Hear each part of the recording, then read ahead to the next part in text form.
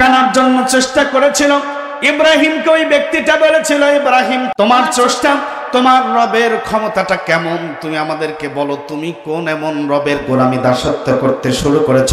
আল্লাহ রাব্বুল আলামিন বলেন, ইজ ক্বালা ইব্রাহিম রাব্বিলি আল্লাযী ইয়াহয়ী ওয়া ইউমীত। আওয়াজ দিয়ে বলো আল্লাহু আকবার। যখন এই প্রশ্নটা করেছিল, ইব্রাহিম তুমি কোন রবের গোলামি করো, কোন রবের দাসত্ব করো, কোন রবের তুমি গোলামি এবং দাসত্ব দিয়ে তোমার জীবনটাকে সাজাইতে শুরু করেছ? আমরা জানতে চাই ইব্রাহিম আলাইহিস সালাম তখন জবাব দিয়েছিলেন, ইজ ক্বালা ইব্রাহিম। তখন ইব্রাহিম বলেন, রব্বি আল্লাযী, আমার রব তো তিনি যিনি ইহয়ী, আমাকে জীবন দেয়, সকলকে জীবন দেয়। আওয়াজ দেব আল্লাহু আকবার। কি দেয়? জীবন দেয়। ওয়া ইউমীত, এবং মৃত্যু দেয়। কি দেয়? মৃত্যু দেয়।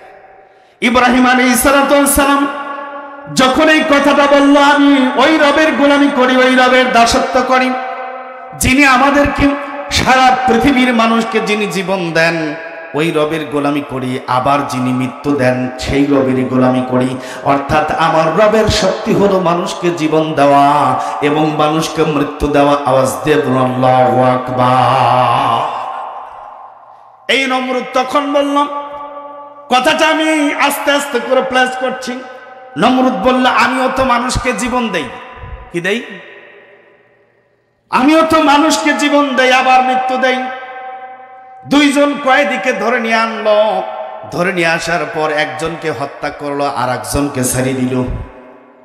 একজনকে হত্যা করে ইব্রাহিমকে বলতেছে, ইব্রাহিম রে, এই দেখ, এই দেখ, আমি তো একজনকে মৃত্যু দিলাম, আর একজনকে জীবন দিয়ে দিলাম, তাহলে তোর রব চাইতে তো আমিও কম নয়। নাউজুবিল্লাহ কন।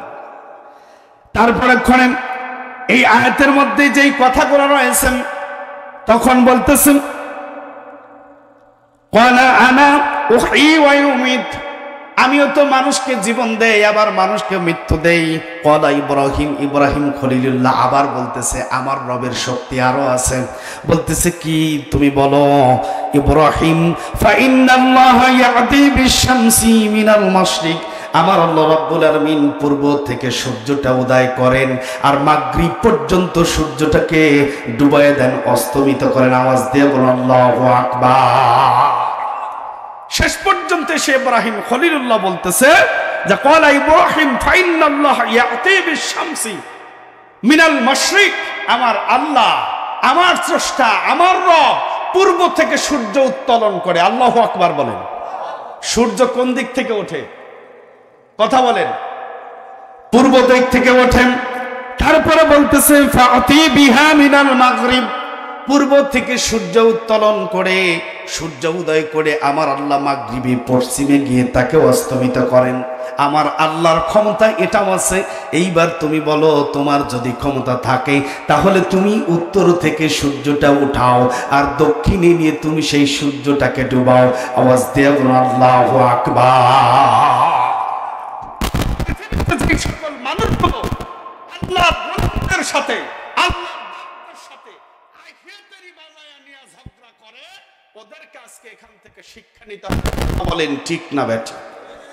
আজকের আলোচনাটা যদি শেষ পর্যন্ত শোনেন তাহলে জানতে পারবেন যে এই আল্লাহ বিরোধী কঠোরপন্থী জালিম বাদশা নমরুদের যে ন্যাক্কারজনক মৃত্যু হয়েছিল, এই ওয়াজ বহুত শুনেছেন। তবে আমি যে কথা কয়টা বলবো, আমার মনে হয় এই কথাগুলোর মধ্যে অনেক কথাই। পৃথিবীর মধ্যে চারজন বাদশা সবচাইতে মারাত্মক, সবচাইতে বড় জালেম। এই চারজনের মধ্যে একজন হলো নমরুদ। একজন কে?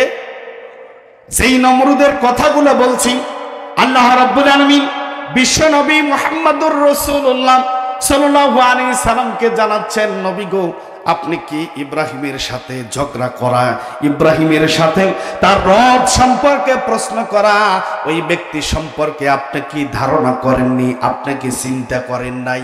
এইবার আমি আপনাদেরকেও বলতে চাই, ওই ব্যক্তিটার সম্পর্কে চিন্তা করার দরকার আছে না না? আমার বন্ধুগণ লক্ষ্য করুন, যখন ইব্রাহিম খলিলুল্লাহ এই কথাটা বলল, ফাবুহিতাল্লাযী কাফার, আল্লাহ রাব্বুল আলামিন বললেন, ও নমরুদ তুমি শুনে নাও, আমি ইব্রাহিম তোমাকে জানায় দিচ্ছি।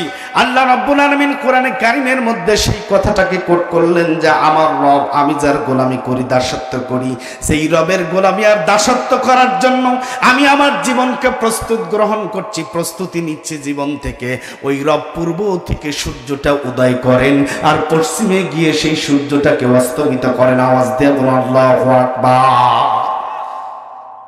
আর তখন সেই কাফিরটি হতভম্ব হয়ে গেল। কি হয়ে গেল? আল্লাহ বলতেছে তখন সেই কাফের